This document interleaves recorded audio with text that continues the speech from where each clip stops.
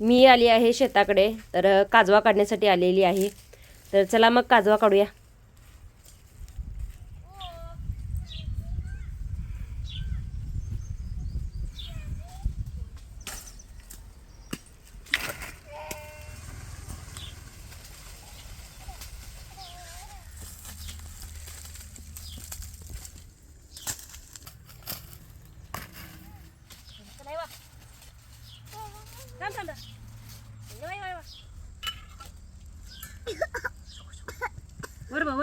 बरोबर.